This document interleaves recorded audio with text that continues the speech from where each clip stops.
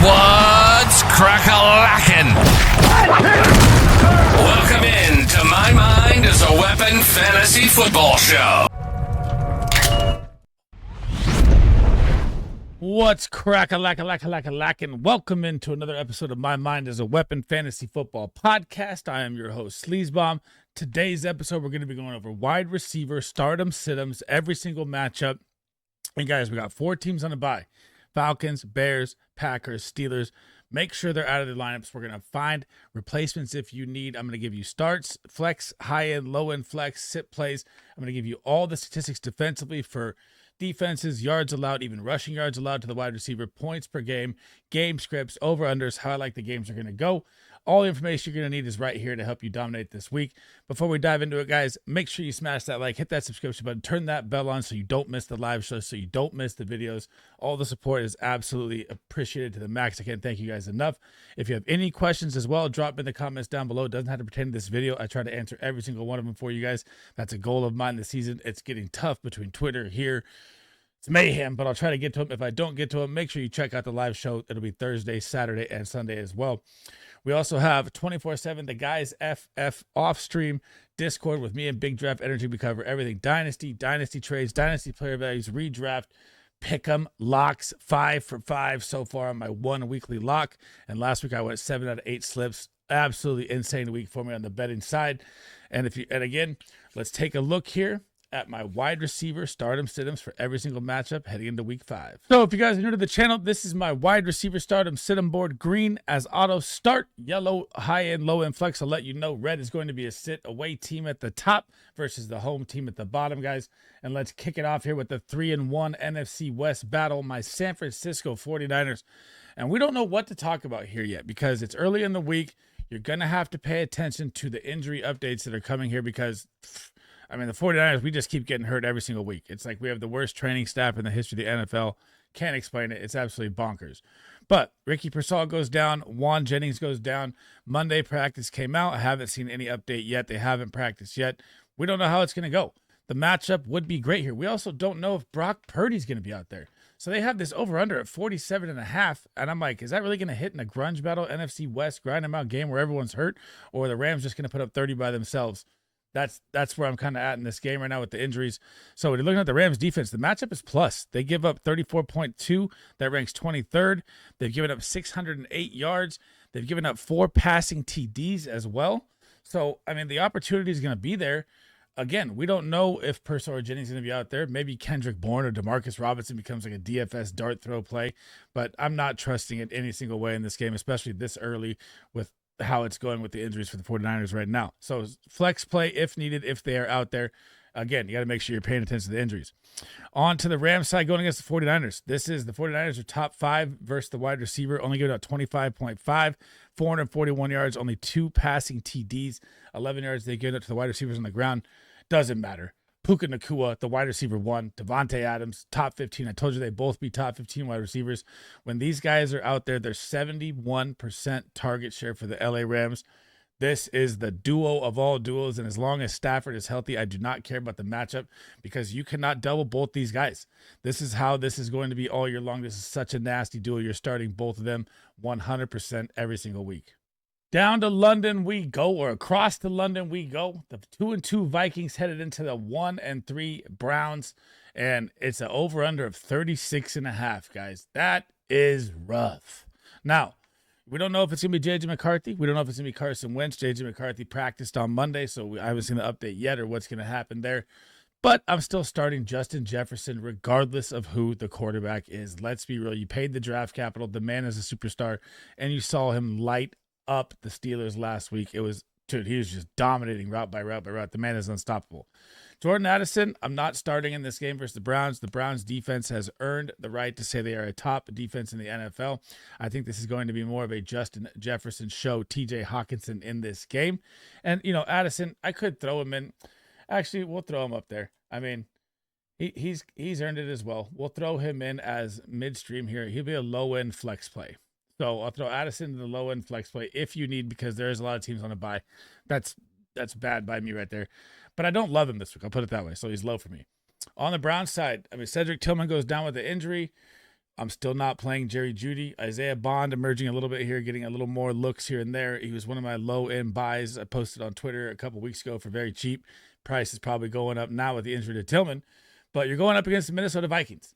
And we don't know if it's going to be Flacco. We don't know if it's Dylan Gabriel. I think they're going to pull the plug on Flacco here, in my opinion. The guy's 41 years old. Why are they playing him anyways in a team that's not contending? But the Minnesota Vikings only give up 20.3 points per game. That is number one.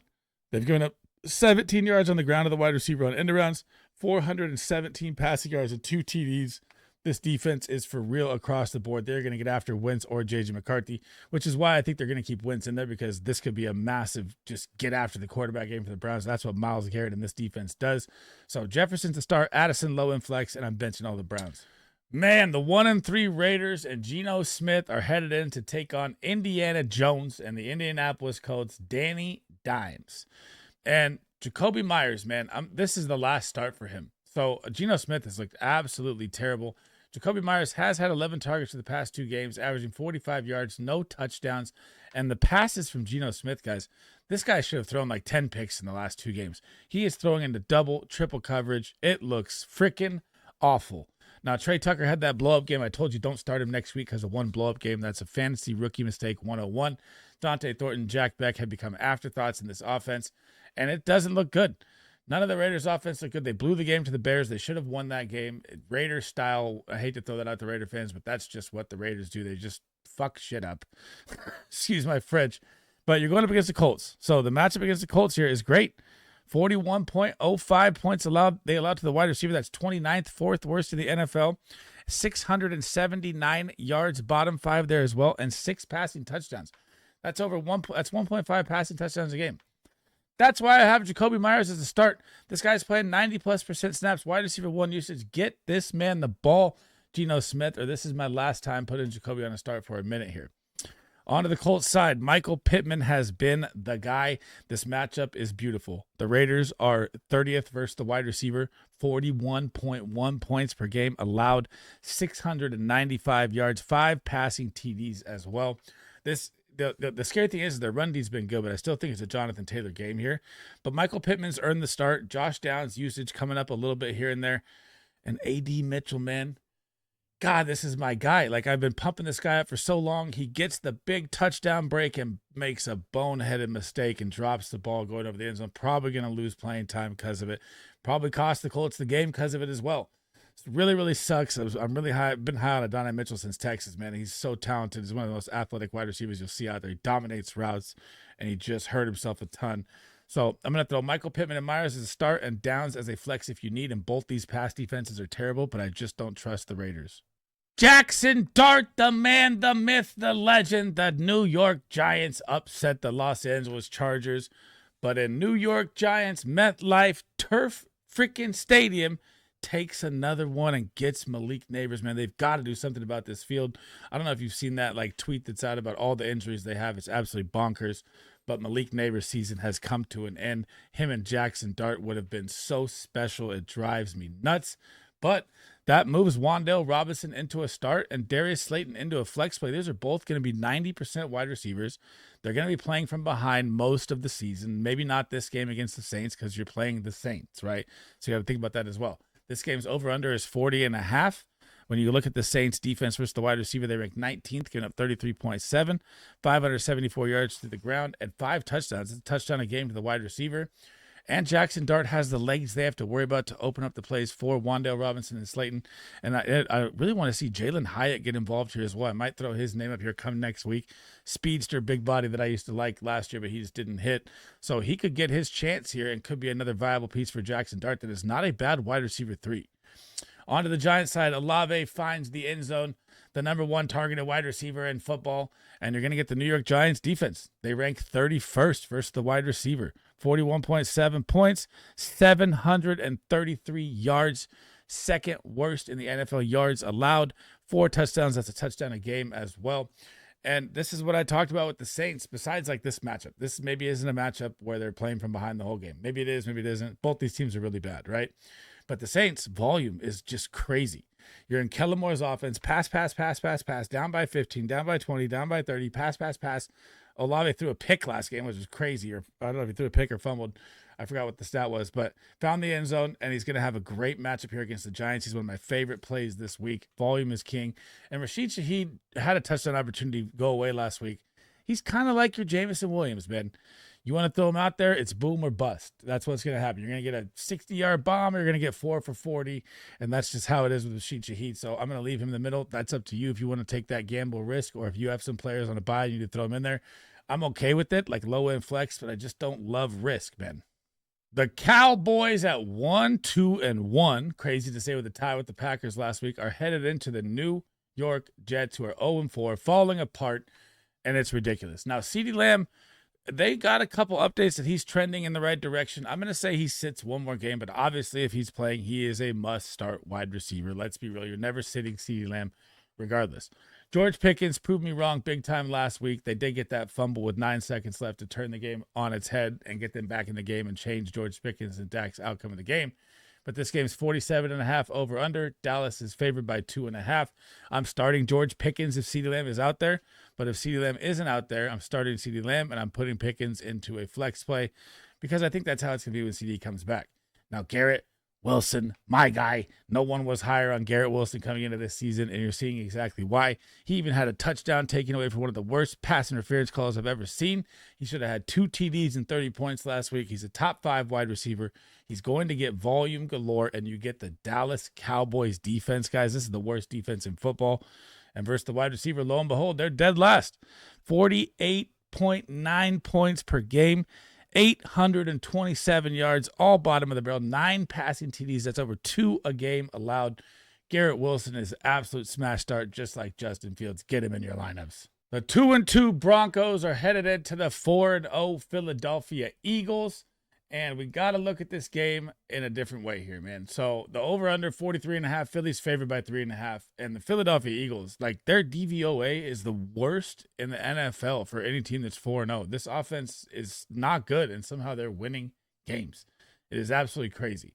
And let's just throw this up right now. They're 4-0, and Jalen Hurts, most passing yards in the year is 226, and he's thrown under 130. They got to win. 101 yards, they got to win, and 152 yards, and they got to win. And Saquon Barkley hasn't had any Saquon Barkley crazy games. This is one of the weirdest aberration 4-0 teams I've ever seen. And we're obviously sticking to the Eagles here, I'm not starting A.J. Brown, I guess, especially against Patrick Surtain, who just held Jamar Chase to 1 catch for 8 yards when they were going head-to-head. He's going to lock up A.J. Brown. I don't trust Devonta Smith. Jahan Dotson, no. Dallas Goedert's been the focal point of this offense, which is absolutely bonkers.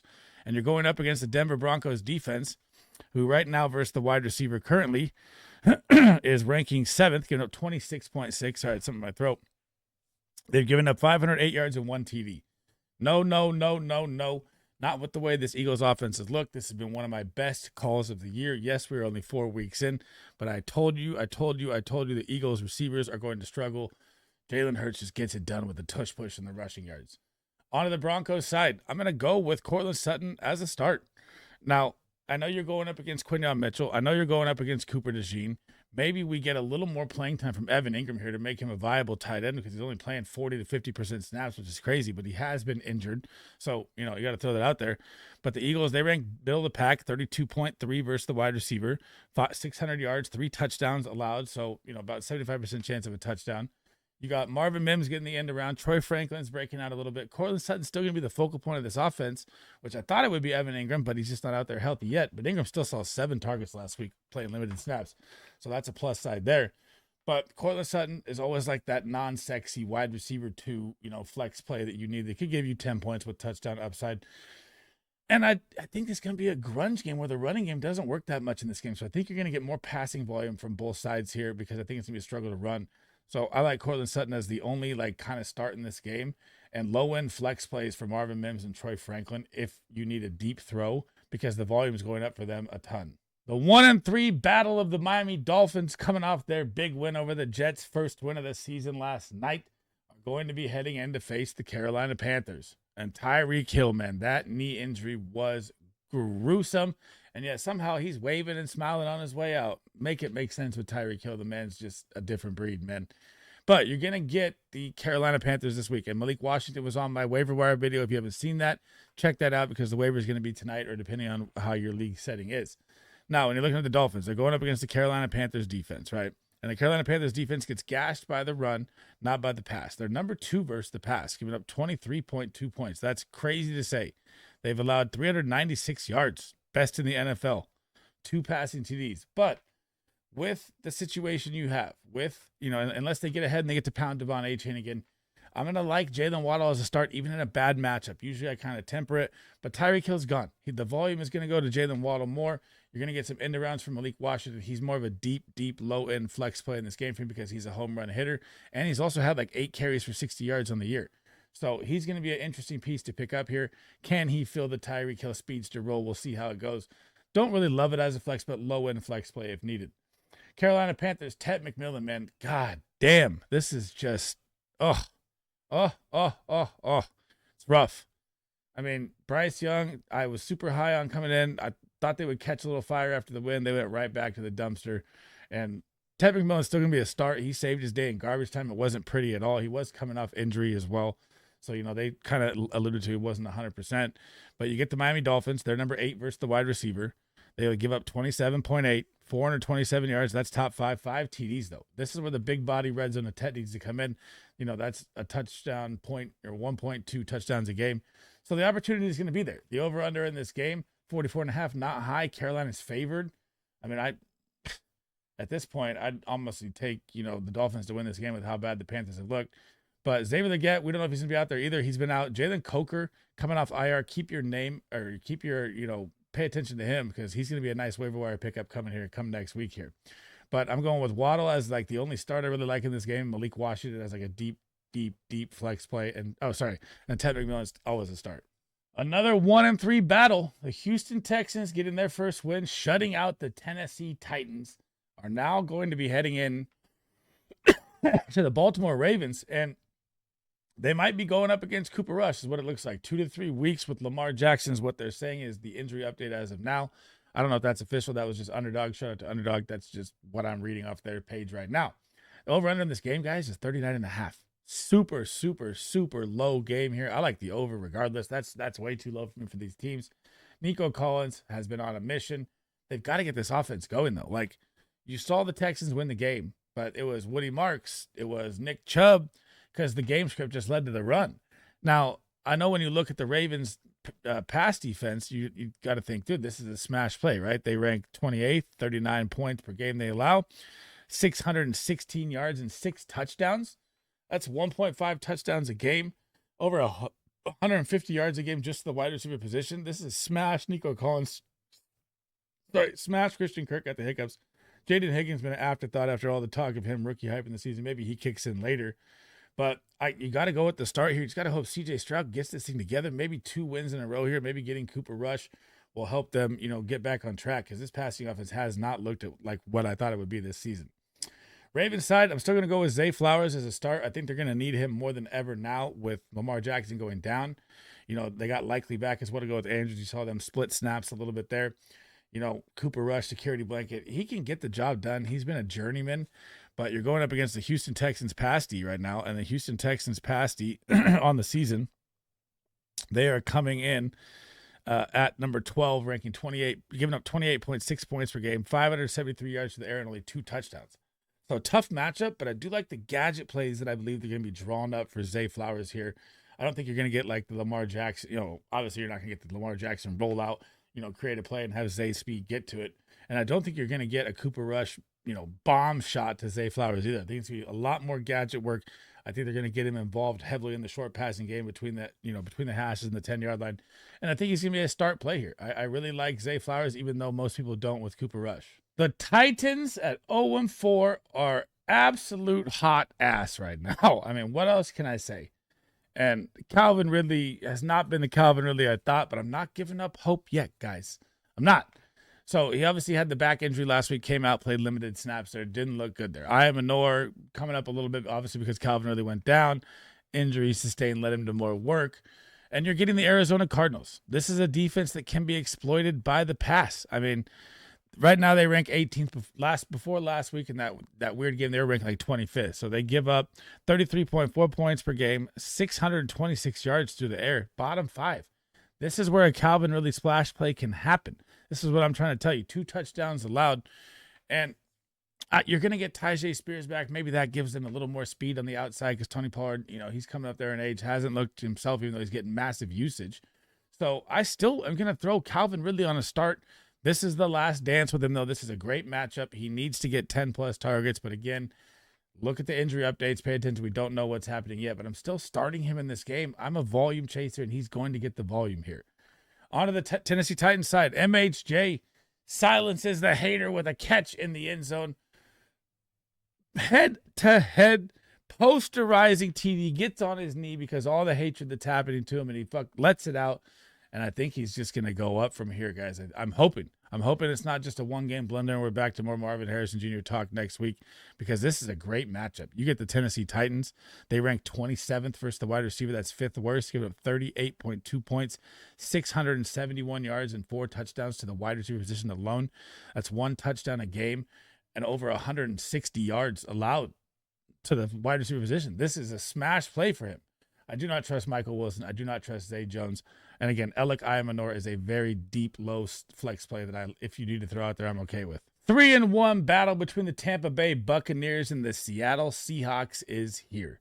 Now, Chris Godwin did come back, 4 receptions or 3 or 4 receptions. I forget what it was. Limited snaps. Not a bad look for his first game back. You're going to draw the Seattle Seahawks secondary, though. This is one of the best secondaries in football. This is a low-end flex play with Godwin if you need, because Seattle gives up 23.6 points, ranking 3rd, 412 yards, top 5 there in yardage, and 2 touchdowns, tied for 3rd there as well. This is a very good secondary, and they play even better at the 12th man. Obviously, Emeka Egbuka, this man is just a game breaker, game changer. He looks so good. You're never sitting this guy regardless. I don't even care if Mike Evans comes back. That'll probably even help Egbuka even more. I'm not sitting this guy. Absolutely superstar in the making with Emeka Egbuka. On to the Seattle Seahawks side, of course, first time I ever ranked Jay Season number 1. He has a great matchup versus the Cardinals. He gets blanketed in the first half and then showed straight leadership and grit in the second half and but won that game for him in the clutch time with like 70 yards in the second half. This guy's a must start every single week. Tampa Bay's strength is versus the wide receiver right now, which is crazy because they're usually a good run stopping team. So they rank 6th versus the wide receiver currently right now.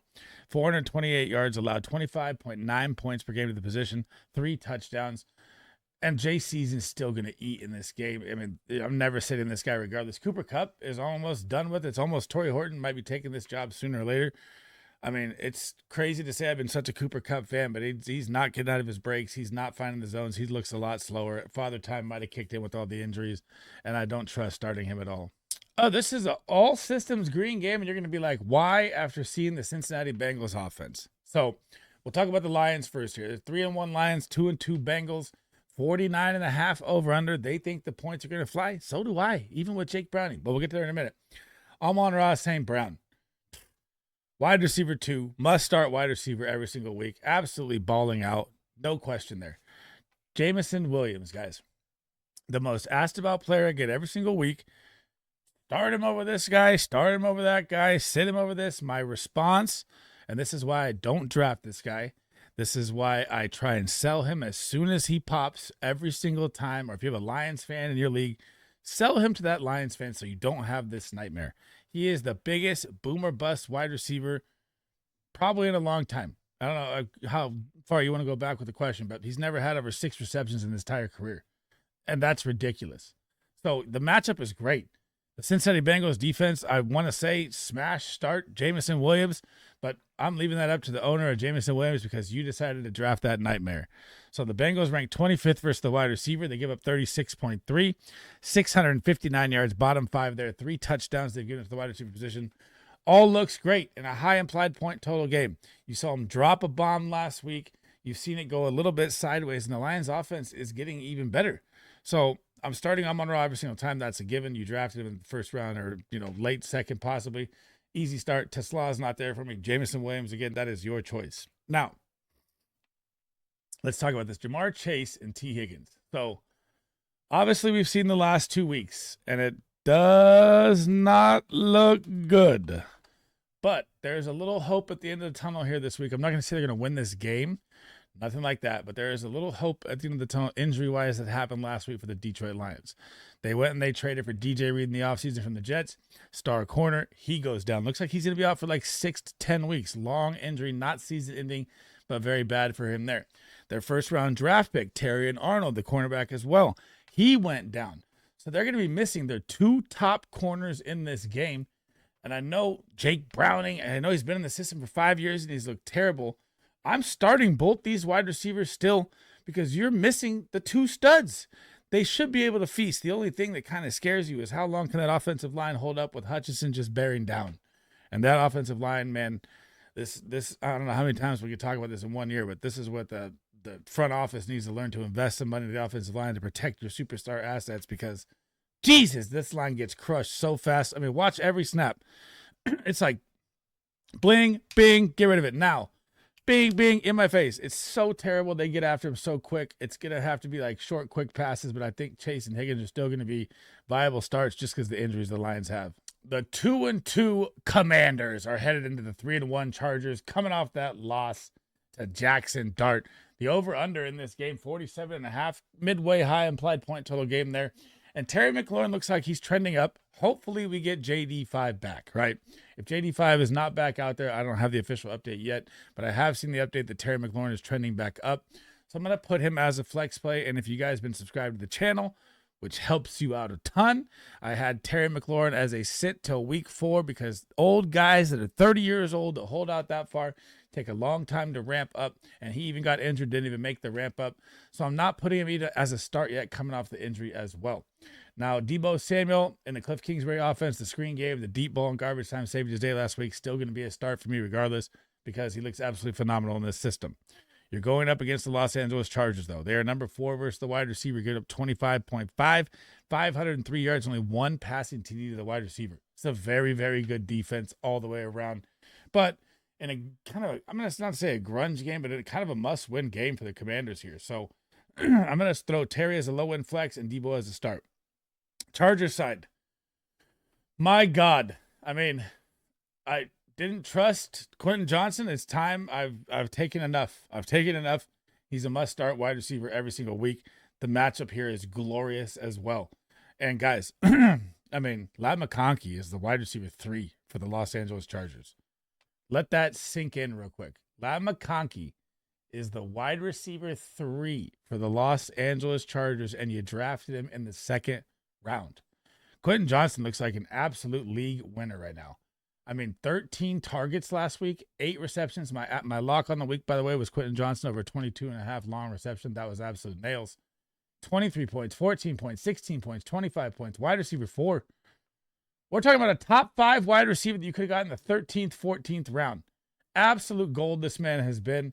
Keenan Allen is always your safe floor flex play. Ladd McConkey, low-end flex if you want to throw him out there. It's just because it's Ladd McConkey, I'm saying that. That's it. Like, it's almost like sit Ladd McConkey time. It's absolutely bonkers. So look at this matchup, though. The Commanders ranked 24th, giving up 35 points to the wide receiver position alone. 619 yards, bottom 5. 5 passing TDs, tied for 2nd worst. That's over 1.2 touchdowns a game to the wide receiver. Great matchup here for the Chargers. I mean, they all could be flexible. I'd say the scariest one, and it's bonkers to say, is Ladd McConkey. The 2-2 Drake May-led Patriots are headed in to face Josh Allen and the Buffalo Bills, who are 4-0. And it is a 49.5 over-under, and the Bills are favored by 7.5. That is a massive spread for this game. I might be taking the Pats here, but we'll see when that comes to the live streams. Now, what you have to love. It's finally here. Stephon Diggs has moved to the slot. He is ramping up his work and just cracked 100 yards and looked absolutely great in a blowout game for the Patriots last week. And guess what this week is? Buffalo Bills Stephon Diggs revenge game. I'm here for it all. Starting Stephon Diggs everywhere this week. Taking all of his props. Just a little bonus throw in there as well. And when it comes to Keyshawn Boutte, he's kind of won the second job. Pop Douglas has become nothing. Kyle Williams not seeing the work. Efton Chisholm, the preseason darling, not even out there at all. I'm not starting anyone but Diggs and Hunter Henry as of right now for the Patriots in the receiving game. And when you're looking at the Buffalo Bills, sorry, I didn't bring down their stats here. The Bills ranked 9th versus the wide receiver, get up 28.2, 435 yards, 5 TDs, so 1.2 TDs a game. The upside is there for Diggs. The upside is there for Boutte in the receiving game. Again, I think they're going to be playing from behind. Passing volume should be there in bunches. I could throw, Boutte as a low-end flex. I just don't trust it. On the Bills side, it's like every game script's just going to kill their wide receivers. I mean, I hope this is they got the high implied point total here at 49.5, tied on the week, again, with other teams as well. I just hope they stay in the game, because every time they don't stay in the game, it's a James Cook show. It's the Ray Davis show, and it's very, very tough to predict their wide receivers, because I truly believe that Keon Coleman is so much better than this entire group, but they just don't get enough volume. And Khalil Shakir, the kind of underneath gadget guy, Josh Palmer, afterthought. I don't know who tried to tell me Josh Palmer at the beginning of the season was bonkers. But Khalil Shakir, low-end flex play, again, don't love it. I could throw Keon Coleman as a low-end flex play, but I'm sitting in because you have Chris Gonzalez out there, who's the lockdown corner, just came back last week and gave Tet the business until garbage time. So it's going to be a tough match for Keon Coleman. I think the only thing that's going to be here is possible Shakir flex play, and I love Stephon Diggs this week. 2-2 Chiefs smashing the Baltimore Ravens and getting Lamar to pop the hammy last week. Prayers up to Lamar. Are going to be heading into the Jacksonville Jaguars, who I cannot believe are 3-1. They're like the Philadelphia Eagles. It's crazy to see that they have this record. Now, on the Kansas City Chiefs side, Xavier Worthy comes back. Big reverse game. I think it was 17, 18 fantasy points. Good to see off that shoulder injury that he had in game 1 when Travis Kelce ran him over. But you're getting the Jacksonville Jaguars here. So the Jacksonville Jaguars versus the wide receiver right now, ranked 22nd, giving up 34.1 points to the wide receiver position. They've given up 600 yards and 4 touchdowns, a touchdown a game. And this offense, you can just tell. I know it's the Ravens defense last week as well. And the Ravens pass D has been terrible. So I get all that. But you could tell instantly when Xavier Worthy's back out there how much more comfortable Mahomes is in this offense. The rocket bomb looks there. The over the top, the too high doesn't work. It's just going to change the whole thing. And as soon as Rashee Rice is back, man, look out for this Chiefs offense. I'm starting Xavier Worthy with 100% confidence in this game. I'm not worried about the shoulder anymore. I had to give it one game, to get over that little, what if he gets hit the shoulder and he goes out? He took a couple hits. He looked fine. Hollywood Brown hit the TD. Not a lot of volume for him with him back. And then Rashee Rice, obviously not back till week 7. On to the Jaguars side, man.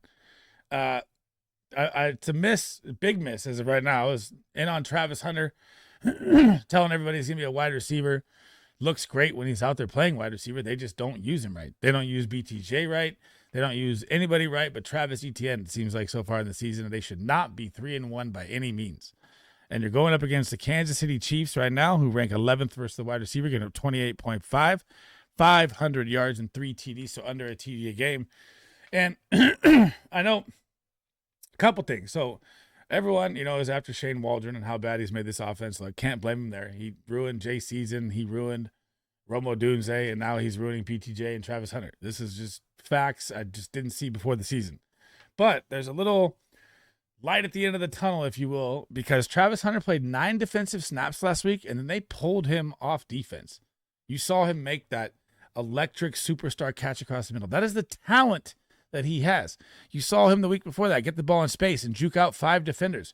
Why aren't they using this guy the way he should be used is mind-blowing to me. Brian Thomas Jr., I think he was number 4 wide receiver last year, or number 7 or top 5, dude, superstar. Can't get him involved. You start hearing all these injury, wrist and hand. All that always happens when a superstar doesn't play good for like 3-4 games. There's always some behind-the-scenes little injury, whatever you want to call it.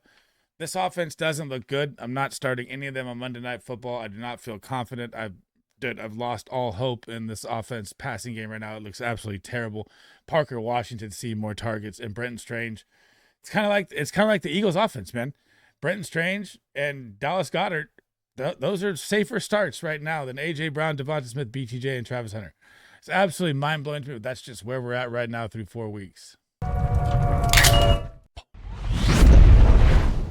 Thanks for rocking with me today. That is the end of the episode, guys. That is every single matchup, statistical breakdown for wide receivers, who to start, who to sit, who to flex if you need. Remember, guys, any questions, drop them down below. before we head out, make sure you tap that thumbs up, hit that subscription button, turn that bell on. Helps me out a ton. I'll be live Thursday. I'm also going to try and get my tight end startup sit-em video out tonight, and then we'll dive into rankings tomorrow, every single ranking position, and then we'll do sleepers and smash starts before the Thursday night kickoff, and then I'll be live on Thursday as well, guys. Again, if you guys want to check out the Discord, it's pinned in the comments and in the description of the video. And if you guys haven't signed up at drafters.com, make sure you use promo code SLEAZE. It will match your deposit up to $100. On Friday, I'll be doing some splash drafts live, probably 10 of them. If you guys want to hop in there as well, that'd be great. We'll chop up some fantasy football talk. That's it for me in this episode, guys. Thank you guys for listening. Hope to see you guys in the next one. Sleaze Bomb out.